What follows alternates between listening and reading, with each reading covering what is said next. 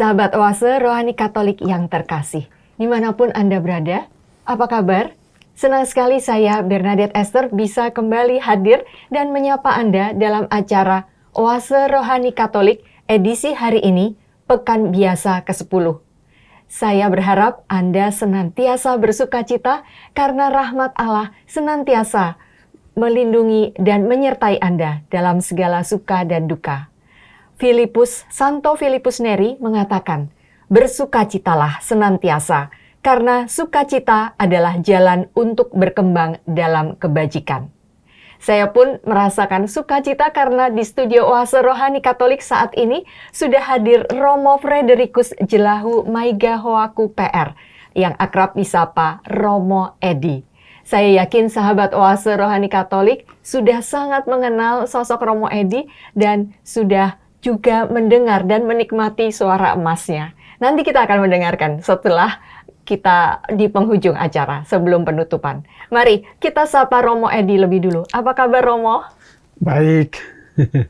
Terima kasih sudah senantiasa bersedia hadir dalam acara Oase Rohani Katolik untuk menyapa dan menyalami para pemirsa serta pendengar setia Oase. Baik.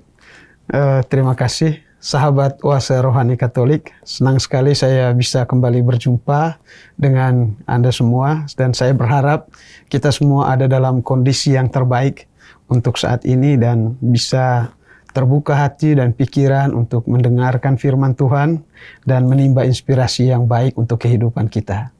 Baik, sahabat Oase Rohani Katolik yang terkasih, kita akan mulai acara ini seperti biasa dengan doa pembuka yang akan dipimpin oleh Romo Edi. Silakan Romo. Baik, sahabat Oase Rohani Katolik, mari sekarang kita siapkan hati, kita mau berdoa, mohon bantuan Tuhan dalam acara kita ini. Dalam nama Bapa dan Putra dan Roh Kudus, amin. Allah Bapa yang maha baik dan penuh kasih, kami bersyukur untuk segala rahmat dan berkat-Mu yang boleh kami terima dan kami alami dalam hidup ini. Engkau senantiasa menyertai kami, melimpahi kami dengan berbagai macam rahmat dan berkat-Mu. Saat ini kembali kami datang ke hadirat-Mu ya Tuhan. Kami ingin merenungkan sabda bahagia, firman-Mu yang menjadi tuntunan bagi kami, yang menjadi inspirasi bagi hidup kami, yang membuat hati kami selalu berkobar-kobar untuk mengabdi-Mu di dalam pelayanan kami terhadap sesama. Hadirlah bersama kami dalam kesempatan ini dan terangilah hati dan budi kami. Demi Kristus Tuhan dan pengantara kami. Amin. Amin. Dalam nama Bapa, Putra dan Roh Kudus. Amin. Sahabat Oase Rohani Katolik yang terkasih, antifon pembuka, kecaplah dan lihatlah betapa baiknya Tuhan. Berbahagialah orang yang berlindung padanya. Bacaan dari Surat kedua Rasul Paulus kepada jemaat di Korintus, bab 1 ayat 1 sampai 7. Dari Paulus, yang oleh kehendak Allah menjadi Rasul Kristus Yesus, dan dari Timotius, saudara kita, kepada jemaat Allah di Korintus, dan kepada semua orang kudus di seluruh Akaya. Kasih karunia dan damai sejahtera dari Allah Bapa kita dan dari Tuhan Yesus Kristus menyertai kalian. Terpujilah Allah, Bapa Tuhan kita Yesus Kristus, Bapa yang penuh belas kasih dan Allah sumber segala penghiburan. Ia menghibur kami dalam segala penderitaan sehingga kami sanggup menghibur semua orang yang berada dalam macam-macam penderitaan dengan penghiburan yang kami terima sendiri dari Allah. Sebab seperti halnya kami mendapat bagian berlimpah dalam kesengsaraan Kristus, demikian pula berlimpahlah penghiburan kami oleh Kristus. Jika kami menderita, hal itu menjadi penghiburan dan keselamatan kalian. Jika kami dihibur, hal itu adalah untuk penghiburanmu, sehingga kamu beroleh kekuatan untuk dengan sabar menderita kesengsaraan yang sama seperti yang kami derita. Kami mempunyai harapan yang teguh akan kalian, sebab kami tahu sebagaimana kalian turut mengambil bagian dalam kesengsaraan kami, demikian juga kalian turut mengambil bagian dalam penghiburan kami. Demikianlah sabda Tuhan. Syukur kepada Allah. Mazmur tanggapan, kecaplah dan lihatlah betapa baiknya Tuhan. Kecaplah dan lihatlah betapa baiknya Tuhan. Aku hendak memuji Tuhan setiap waktu. Puji-pujian kepadanya selalu ada di dalam mulutku. Karena Tuhan, jiwaku bermegah. Biarlah orang-orang yang rendah hati mendengarnya dan bersuka cita. Kecaplah dan lihatlah betapa baiknya Tuhan. Muliakanlah Tuhan bersama dengan daku. Marilah kita bersama-sama memasyurkan namanya. Aku telah mencari Tuhan, lalu Ia menjawab aku dan melepaskan daku dari segala kegentaranku. Kecaplah dan lihatlah betapa baiknya Tuhan. Tunjukkanlah pandanganmu kepadanya, maka mukamu akan berseri-seri dan tidak akan malu tersipu-sipu. Orang yang tertindas ini berseru dan Tuhan mendengarnya. Ia menyelamatkan dia dari kesesakannya. Kecaplah dan lihatlah betapa baiknya Tuhan. Malaikat Tuhan berkemah di sekeliling orang-orang yang takwa, lalu meluputkan mereka. Kecaplah dan lihatlah betapa baiknya Tuhan. Berbahagialah orang yang berlindung padanya. Kecaplah dan lihatlah betapa baiknya Tuhan. Sahabat Oase Rohani Katolik yang terkasih, sekarang kita akan mendengarkan bacaan Injil dimulai dengan bait pengantar Injil. Haleluya, haleluya, haleluya, haleluya, haleluya, haleluya. Bersukacita dan bergembiralah, sebab besarlah ganjaranmu di surga. Haleluya, haleluya, haleluya.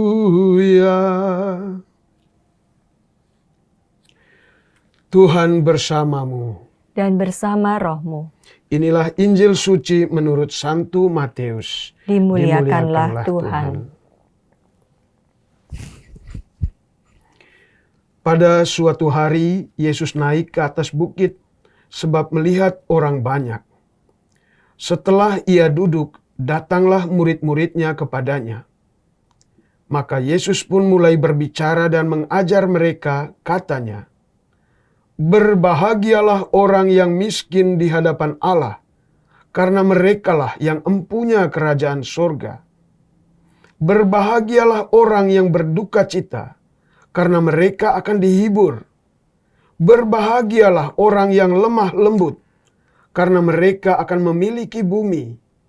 Berbahagialah orang yang lapar dan haus akan kebenaran, karena mereka akan dipuaskan. Berbahagialah orang yang murah hatinya, karena mereka akan beroleh kemurahan.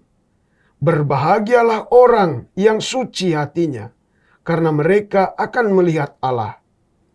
Berbahagialah orang yang membawa damai, karena mereka akan disebut anak-anak Allah. Berbahagialah orang yang dianiaya oleh sebab kebenaran, karena merekalah yang empunya kerajaan surga. Berbahagialah kamu, jika karena aku kamu dicela dan dianiaya, dan kepadamu difitnahkan segala yang jahat. Bersukacita dan bergembiralah, karena upahmu besar di surga. Sebab demikian juga telah dianiaya nabi-nabi yang sebelum kamu." Demikianlah sabda Tuhan. Terpujilah Kristus. Ya, Romo Edi, bacaan liturgi pada hari ini sungguh indah ya Romo. Ya. Tadi dari bacaan surat kedua Rasul Paulus kepada jemaat di Korintus, kita mendengar bahwa bagi Paulus Allah adalah sumber penghiburan dalam segala penderitaannya saat mewartakan Injil. Dan dari bacaan Injil dari Santo Matius tadi kita mendengar 8 sabda bahagia. Apa inspirasi iman yang hendak Romo Edi sampaikan kepada kami? Ya, baik. Khotbah di bukit yang isinya adalah ucapan bahagia di dalam Injil Matius bab 5 ayat 1 sampai dengan 12 memang selalu menjadi tema yang menarik dalam banyak ulasan para teolog. Karena apa? Karena sabda bahagia itu isinya betul sesuatu yang paradoks dengan kecenderungan dunia ini. Di ayat 3 misalnya, Injil Matius bab 5 ayat 3. Berbahagialah orang yang miskin di hadapan Allah. Bagaimana menyebut orang yang miskin itu berbahagia? Ya. Itu sesuatu yang untuk dunia dengan segala upaya mengejar kemajuan ekonomi saat ini, itu betul menjadi sesuatu yang paradoks. Ya. Orang sekarang berjuang untuk mendapatkan segala macam harta benda yang mungkin dari dunia ini dan memperkaya diri. Dan itu akumulasi modal sekarang itu juga menjadi ukuran kesuksesan orang dalam perjuangan hidup. Maka miskin itu menjadi sesuatu yang sangat dihindari. Tetapi justru di sini diajak untuk berbahagia. Dan ini sangat kontroversial. Begitu. Bukan hanya di ayat 3, juga semua yang lain-lain itu. Dan itu tentu menarik untuk dikaji. Mengapa sampai firman ini justru berbicara tentang ucapan bahagia yang tidak sesuai dengan arus zaman. Betul. Nah, tentu kalau ada yang seperti ini di dalam kitab suci, biasanya itu mengandung pesan teologi yang dalam. Dan itu kita perlu merefleksikannya. Dalam berbagai macam gerakan yang ada di dunia ini, kelihatannya memang orang berlomba-lomba untuk sedapat mungkin bisa menguasai banyak hal di dunia ini. Dan itu menjadi dorongan nafsu berkuasa yang juga ada pada setiap orang. Semua orang ingin sukses. Semua orang ingin populer, semua orang ingin kaya. Dan semua orang ingin bahagia, Romo. Nggak berduka cita. Iya. Dan itu semua lalu nanti kemudian diharapkan bisa membuat orang merasa bahagia, merasa senang. Tetapi kalau kita melihat lebih jauh, rasa senang, rasa gembira yang kita rasakan di dunia ini tetap menyisakan sesuatu yang hampa, yang kosong. Ketika kita sudah sampai pada puncak yang namanya kebahagiaan di dunia, tetap kita akan merasa tidak sempurna. Seperti tetap ada ruang kosong dalam jiwa kita yang karena itu orang lalu merefleksikan lebih jauh, apa sih sebenarnya kebahagiaan? Apakah kebahagiaan itu sama dengan senang? Apakah kebahagiaan itu sama dengan kalau kita bisa makan kenyang dan kemudian berfoya-foya? Ternyata tidak seperti itu. Ternyata manusia mempunyai satu dimensi lain, yaitu dimensi rohani yang tidak bisa dipuaskan hanya dengan sesuatu yang materi duniawi. Dan itu yang menjadi ruang kosong yang tidak bisa diisi oleh dunia ini. Gitu. Nah, kemudian apa yang dituntut oleh dunia ini tidak semuanya berjalan sama dengan apa yang dituntut oleh dimensi rohani manusia. Dan seringkali itu yang kadang membuat ada pertentangan dalam diri manusia. Gitu. Nah, ketika orang memperjuangkan jalan rohani, dalam memenuhi hasrat manusia untuk mencapai kebahagiaan yang sejati, maka dunia ini menolak gagasan itu. Ya. Menolak gagasan itu, dan seringkali orang-orang yang bergerak di bidang itu justru disingkirkan dan dijauhkan dan seterusnya. Dan memang orang yang berjuang di jalan seperti itu, dunia ini tidak ramah untuk dia. Gitu. Nah, karena itu seringkali ada banyak penderitaan yang menyertai itu. Dan persis itu yang dialami oleh jemaat perdana pada masa penginjil Matius ini menulis surat ini kepada jemaat-jemaat atau pengikut Kristus yang pada gereja awal, gitu. Karena tidak mudah pada saat itu, karena mereka ditolak, hampir di mana-mana ditolak, karena orang tidak mengerti, begitu. Nah, di tengah situasi penderitaan dan putus asa macam itu, lalu apa yang bisa diandalkan? Nah, kemudian lahirlah tulisan ini, khotbah di bukit, yang luar biasa kontroversial. Berbahagialah orang yang miskin di hadapan Allah, karena merekalah yang empunya kerajaan surga. Ini betul kontradiksi dengan perjuangan dunia ini. Iming-iming dunia selalu mengatakan. Tetapi kita kemudian harus menggali lebih jauh apa maksudnya miskin ini. Memang kalau kita merenungkan hakikat manusia, memang dia datang di atas dunia ini lahir dalam keadaan telanjang, tidak membawa kosong, apa-apa, tidak bawa apa-apa. Demikian pun waktu dia pulang, segala apa yang dia sudah raih selama hidup di dunia ini, dia juga tidak bawa untuk melewati gerbang kematian. Karena itu kita memang miskin. Dalam arti itulah. Jadi ketika manusia dari hakikatnya memang miskin, dia tidak bisa memiliki harta dunia itu selama-lamanya. Ada titik di mana dia harus meninggalkannya. Dan dia kembali sebagai yang betul miskin. Kembali berhadapan dengan Tuhan yang adalah pemilik segala sesuatu.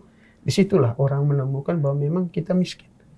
Nah, pada titik itulah, dari sudut pandang itulah, kemudian ucapan ini memuji orang yang miskin, mengandalkan Tuhan di dalam hidupnya. Bukan orang yang membiarkan dirinya diperbudak oleh harta benda selama hidupnya.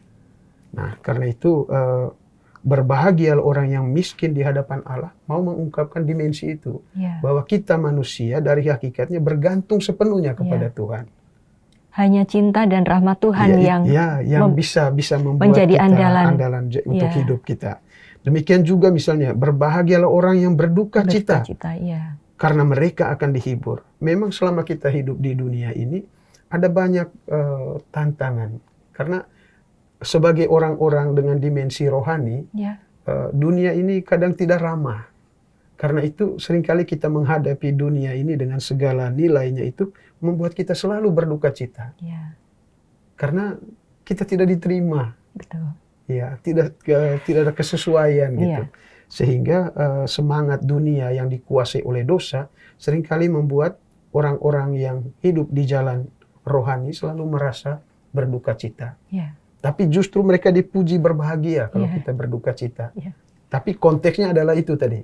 Bukan karena duka cita karena kesalahan sendiri, tetapi karena memang dunia bukan tempat yang ramah untuk kita dan bukan tempat tujuan hidup kita. Gitu. Lalu yang ketiga, berbahagia orang lemah lembut karena mereka akan memiliki bumi. Saya kira ini juga lemah lembut dalam arti orang yang berpikir positif. Seperti Tuhan sendiri selalu memberi kesempatan kedua kepada kita, menerima dan seterusnya. Nah, orang-orang seperti ini yang memiliki hati yang lemah lembut karena digerakkan oleh rasa cinta yang mendalam, maka orang-orang seperti inilah yang akan memiliki bumi. Orang akan datang kepadanya untuk bisa mengalami kebahagiaan. Lalu berbahagia orang yang lapar dan haus akan kebenaran. Nah, lapar dan haus akan kebenaran. Ini juga untuk orang sekarang, orang lapar dan haus akan pembenaran. Karena orang selalu mencari pembenaran. Dan karena itu orang bertikai, berkelahi tapi kalau mencari kebenaran itu sesuatu yang jauh lebih tinggi, jauh lebih mulia. Nah, dan mereka yang mencari kebenaran ini yang dipuji sebagai yang berbahagia. Gitu. Nah, lalu berbahagialah Orang yang murah hatinya karena akan mendapat kemurahan. Saya kira itu jelas. Ya. Berbahagia orang yang suci hatinya karena mereka akan melihat Allah. Nah, ini orang yang seperti anak-anak. Dia dengan mudah karena apa? Imannya begitu kuat, begitu. Dan sementara orang yang hatinya penuh dengan rasa curiga dan seterusnya, dia akan sulit untuk melihat kebaikan. Dia akan selalu berpikir negatif tentang orang. Nah, orang yang suci hatinya seperti itu, dipuji bahagia. Lalu orang yang membawa damai disebut anak-anak Allah. Orang yang dianiaya oleh sebab kebenaran, merekalah yang empunya kerajaan surga. Ya, dianiaya, kita menjalani hidup sebagai sebuah salib. Salib Kristus itu kita menderita bukan karena kesalahan kita, tapi untuk membantu orang lain. Beda kalau misalnya salib penjahat yang di kiri kanan itu kan karena kesalahan sendiri, ya gitu. Nah, di sini kita kalau dianiaya oleh sebab kebenaran, maka kita dipuji berbahagia karena kita ambil bagian dalam penderitaan Kristus. Nah, saya kira sabda bahagia ini diucapkan konteksnya betul untuk memberikan suatu kekuatan, sebuah roh yang luar biasa untuk membantu kita untuk hidup di tengah dunia ini. Supaya kita tetap bisa berpegang kepada Tuhan. Karena yang paling penting itu keselamatan yang kekal, keselamatan yang abadi, hidup yang kekal itu adalah mengenal Tuhan. Dan itu ada dalam Injil Yohanes juga dikatakan begitu. Ketika Yesus mendoakan murid-muridnya itu, dia doakan salah satunya adalah itu, supaya mereka mengenal Engkau sebagai satu-satunya Allah yang benar dan Yesus Kristus yang telah Engkau utus. Jadi itu. Jadi kalau orang mengenal Tuhan, maka dia akan masuk ke dalam keselamatan yang kekal. Dan sabda bahagia ini adalah memuji orang-orang yang ada dalam arah itu, yang tetap berusaha mengenal Tuhan. Meskipun dunia ini menarik mereka ke dalam nilai-nilai yang fana, tetapi mereka tetap bertahan. Dan karena bertahan, mereka mengalamilah duka cita, mengalami miskin, mengalami lapar dan haus dan seterusnya. Tetapi Tuhan selalu hadir dalam penghiburan yang luar biasa. Dan itulah yang dialami oleh Santo Paulus dalam bacaan pertama tadi. Tapi tunggu dulu, Romo, Edi, kita harus jeda sejenak sebelum nanti kita lanjutkan dengan renungan dari kisah Rasul Paulus. Sahabat Oase Rohani Katolik yang terkasih, kita akan jeda sejenak untuk mengendapkan apa saja yang sudah Romo Edi sampaikan tadi, bahwa kebahagiaan tidak berasal dari iming-iming duniawi atau tentang fisik atau tentang materi, tetapi lebih pada rohani dan mengandalkan Tuhan serta curahan cinta dan rahmat-Nya. Itu yang akan menyelamatkan dan membuat kita bahagia. Jangan kemana-mana karena setelah jeda kita akan lanjutkan dengan perbincangan dari Injil surat Paulus kepada jemaat di Korintus. Tetaplah bersama kami.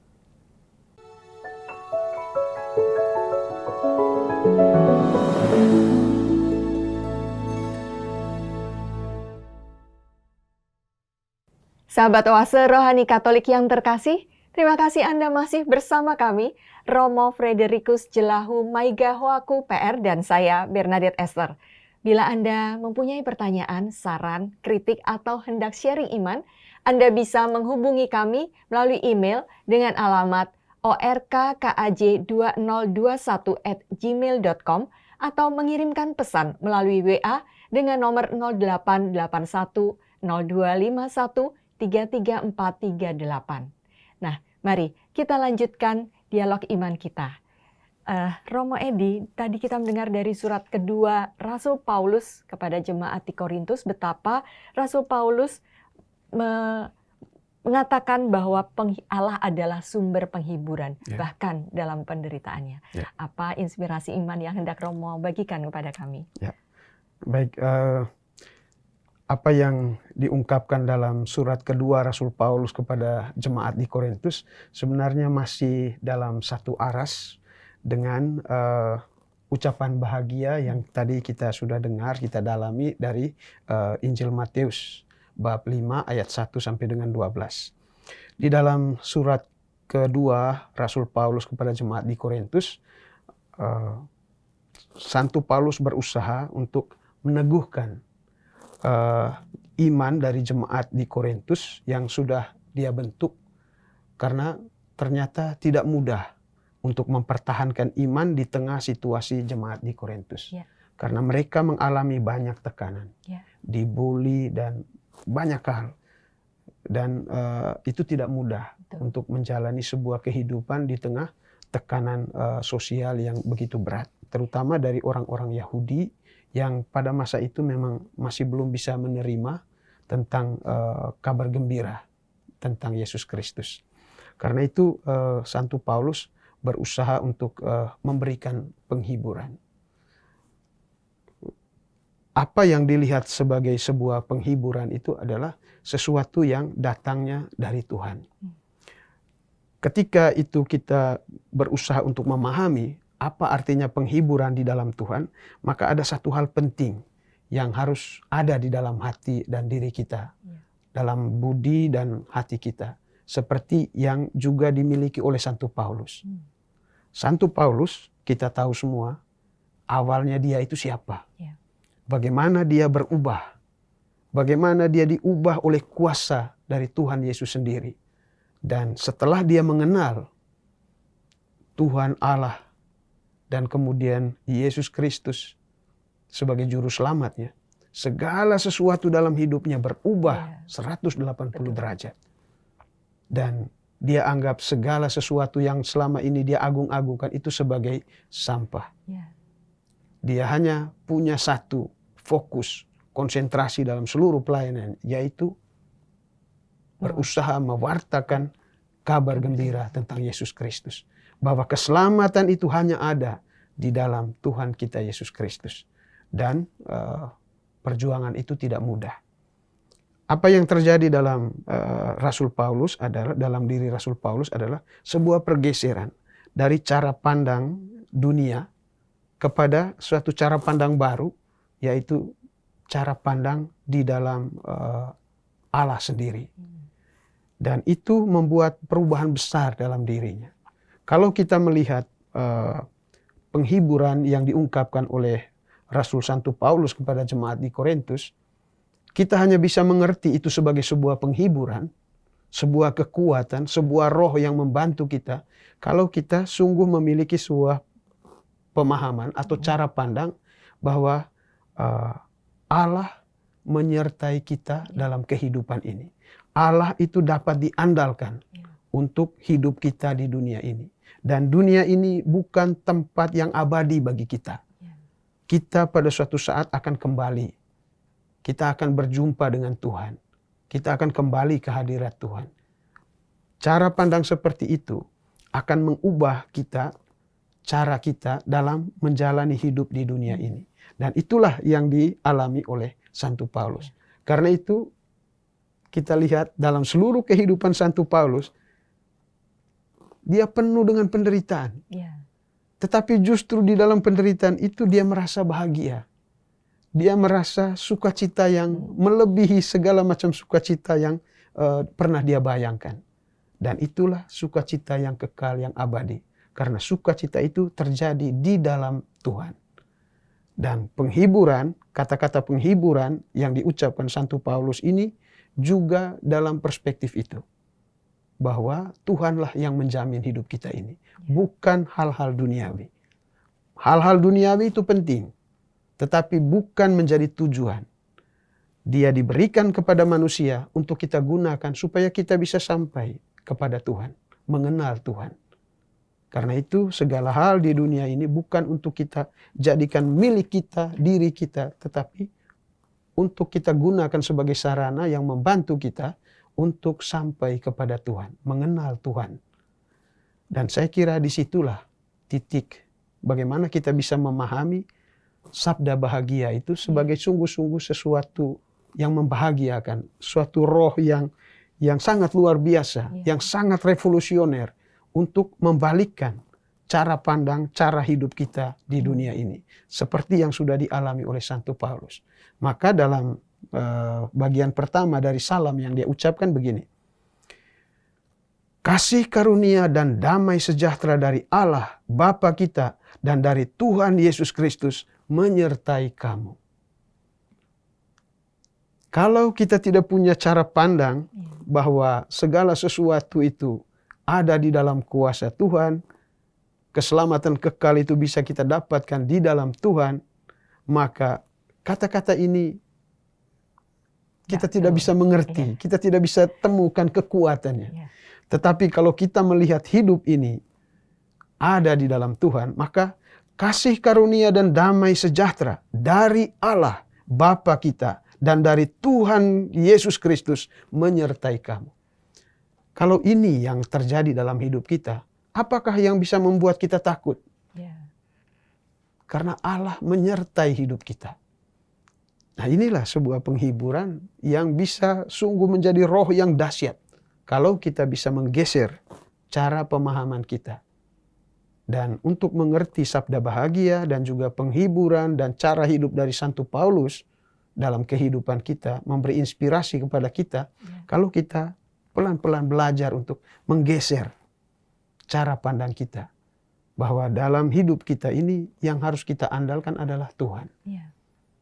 Keselamatan kekal, kebahagiaan abadi hanya di dalam Tuhan, bukan di dalam dunia ini. Karena itu, berbahagialah kamu yang miskin di hadapan Allah. Itu kata-kata yang luar biasa. Satu roh yang sangat kuat untuk membantu kita untuk hidup dengan baik. Supaya kita mengandalkan Tuhan dan tidak membiarkan diri diperbudak oleh harta benda duniawi ini. Saya kira itu satu dua inspirasi yang bisa kita gali bersama dan kiranya bisa menginspirasi hidup kita. Sehingga kata-kata dalam sabda bahagia itu tidak hanya menjadi hiburan kosong atau sekedar kata-kata, tetapi betul sebuah roh yang membantu kita untuk hidup baik di dalam dunia ini.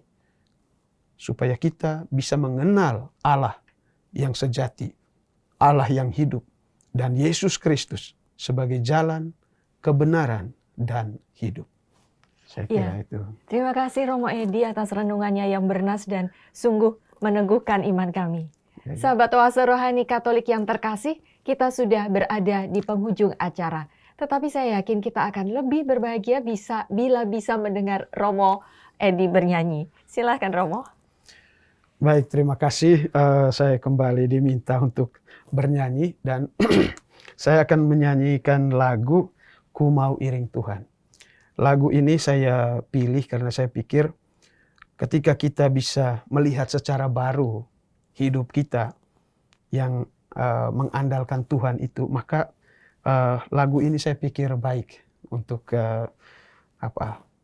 membantu kita untuk menghayati kebenaran firman Tuhan itu.